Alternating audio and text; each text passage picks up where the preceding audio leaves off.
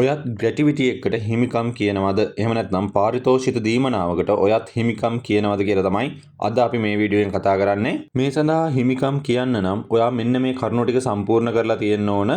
එකක් තමයි ඔයා වැඩ කරන ආයතනයේ ඔයා ඉවත් වෙන දිනට පෙර මාස 12ක් ඇතුළත සේවකීන් 15ක් හෝ 15ට වැඩි ප්‍රමාණයක් සේවය කරලා තියෙන්න ඕන.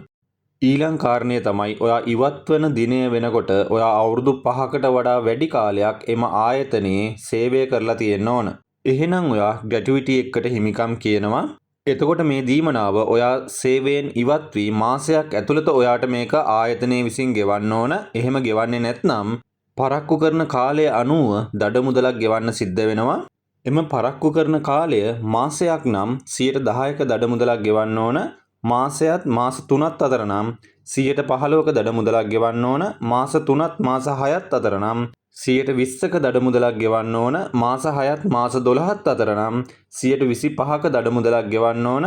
අවුරුද්දකට වඩා වැඩි කාලයක් නම් ඔයාට 30%ක දඩ මුදලක් ගෙවන්න ඕන ආයතනය විසින්. ඊළඟ කාරණේ තමයි පාරිතෝෂිත දීමනාව ගණනය කරන්නේ කෙසේද?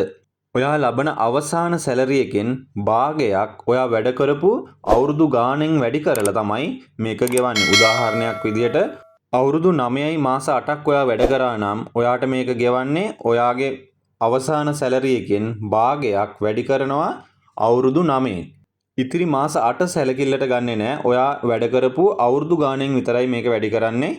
අවුරුදු 9යි මාස 11ක් වැඩ කරත් ඔයාට හම්බ වෙන්නේ අවුරුදු 9න් තමයි වැඩි කරන්නේ. මාස ගාන සැලකිල්ලට ගන්නෙ නෑ. ඒ වගේම තමයි මෙතනදී අවසාන වැටුප විදිහට ලබා ගන්නේ ඔයාගේ බේසික් සැලරි එක සහ ඔයාගේ කාර්ය සාධනය අනුව වෙනස් නොවන දීමනාවල් මොනවා හරි තියෙනවා නම් අන්න ඒ දීමනාවල් වල එකතුව පමණයි ගන්නෙ. මෙතනදී ඕවර් ටයිම් හෝ ඉන්සෙන්ටිව් වගේ දීමනාවල් ඔයා වැඩ කරන කාලය හෝ ටාගට් ඇචීව්මන්ට් මත ලැබෙන දීමනාවල් මේ සඳහා සැලකිල්ලට ගන්නෙ නෑ.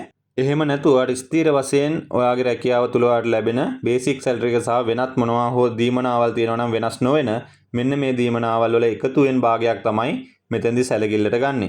ඉතින් මෙන්න මේ විදිහට තමයි ඔයාට ග්‍රැටිවිටි එකක් හිමි වෙන්නේ. ඉතින් ඔයාගේ පාරිතෝෂිත දීමනාවත් මේ රූල්ස් වලට අනුව ඔයාට ලැබෙනවද කියලා ඔයා හොයලා බලන්න. ඉතින් අපි මේ වීඩියෝ එක මෙතනින් අවසන් කරනවා. ඊවර්ට් මනි සබ්ස්ක්‍රයිබ් කරලා දිගටම අපිත් එක්ක රැඳී සිටින්න කියලා මතක් කිරීමක් කරනවා.